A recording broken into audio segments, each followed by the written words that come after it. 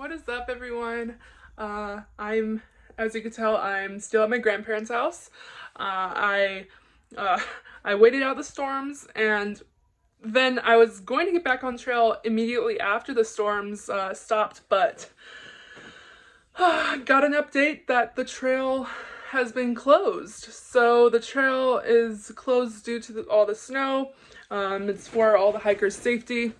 So yeah, the trail from San Jacinto all the way through to Cajon Pass has been closed, and it's till the 16th of March. So that's quite a bit. I feel terrible for all the people who have early March start dates, who, are traveling from across the world, who, don't have a place to hide out like I do.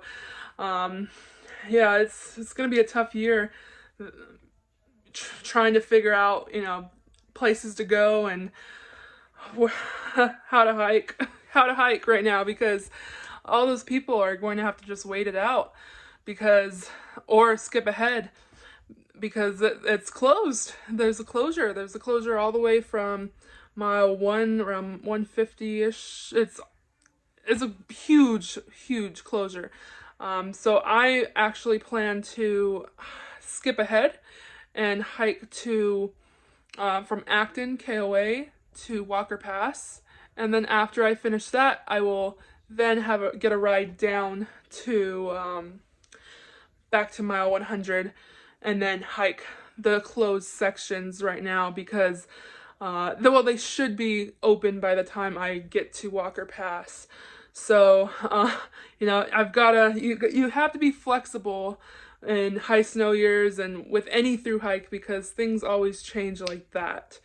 So, yeah, so that's what I'm gonna do right now I'm gonna hike in a few days. My grandparents are gonna drop me off, and I'll hike from Acton to Walker Pass and then jump back down and then get a ride up to Walker Pass and continue up to Canada. And when it's snowing down at my parents' house in San Bernardino, that's when I have my eyes are wide open because that has never happened in my lifetime. So this year is going to be a wild year, but I'm ready for the challenge, and I'm excited to see what all the different trail conditions, because I've hiked this trail before, but being able to experience it in different conditions each time is just awesome. And that's the beauty of the trail. You could be on the trail one day at the same spot and it'd be totally different from the last time you went there. So I'm excited. So like I said, I'm gonna stay here a couple more days. The reason why I'm staying at my grandparents another day is because episode 8 of The Last of Us is playing, and we all as a family watch it together. So yeah, I dork out over shows, so we're just gonna enjoy that together one last night, and then I'll head back out the next day. So I'm excited, and I'll keep you guys updated, and maybe I'll show a gear video soon. Not sure when I'm gonna get to that, but yeah, I have all my gear together and I'm ready to get back out there. Okay, just wanted to update you guys. Thank you guys for all the support and all, sticking around, and I'm excited to get to share the trail with you guys another time. And just let me know if there's something that you want to see that I haven't been showing. So thank you guys. Bye.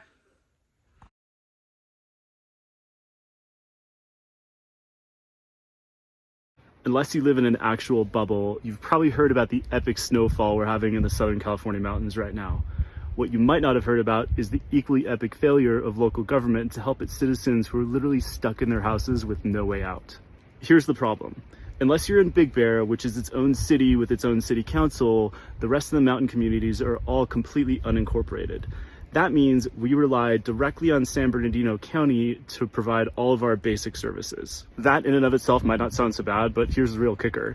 No one on the Board of Supervisors, no one really in power in our local elected government has any real ties to the mountain. And what that means is the county is very quick to take its money whenever it can. You've heard me complain before about the permitting nightmares that we've dealt with. But when it comes to actually providing services, they tend to be nowhere to be found. So for instance, our main road out of here has not been plowed now in 3 full days. Our car is fully buried. The county doesn't plow our little access road, even though I feel like they should, because we pay them plenty of taxes. We pay for garbage collection, even though they don't come and collect garbage from our house. So in a lot of ways, we pay a lot more than I think we should for the services that we get. So I think I'm like extra mad that no one is here doing anything. And I know the highways are closed and resources are needed for that, but where are you in our neighborhoods when we really need you, especially when people like us are overpaying for the services that we get? There are 2 people in particular I want to call on to get their take on what's going on. One is named Dawn Rowe. She's our board of supervisors at the county for this district. Again, she does not live in the mountain. I'm really struggling to figure out what you're doing for this mountain, for local businesses, for us trying to get out of our houses. The last Instagram post I saw you make a couple days ago was about there being no trash collection. I really think we can do better than that. The second is our local congressperson, Jay Olbernolte. Jay, you do live in Big Bear, so I know you're familiar with the mountain, but I'd really like to know what you're doing for the communities outside of just Big Bear. Because I know I'm not alone in feeling like this, whether it's my friends who own local businesses, my friends who are also stuck in their houses. Everyone here is feeling completely stuck. And what I don't want to hear is that this is a once-in-a-lifetime situation, because, by the way, this happened last winter and we had no power for 6 days, couldn't get out of our house. This is a regular occurrence here, and it very much feels to me like the county is not pulling its weight to deal with it. Hi, my name is Michelle Calkins. I'm a full-time local resident in Lake Arrowhead, California, in San Bernardino County. The communities of Crestline, Lake Arrowhead, and Running Springs are screaming and begging for help from our state. Our county declared a state of emergency, but doesn't seem to still be taking it serious. People are trapped in their homes and have been for now more than 5 days because the streets are not plowed. The snow has now accumulated up to about 9 feet on those streets. People cannot walk anymore. There are moms, personal friends who are low on formula that will only last them a day or 2 left.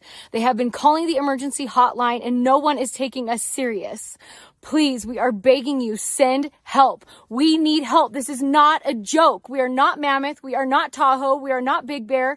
We are not a city. We are unincorporated and we need help. People are trapped in their homes. They cannot get medicine, heart medicine, insulin. The stories could go on and on. Please, we beg you. We need help from the state. Are you listening?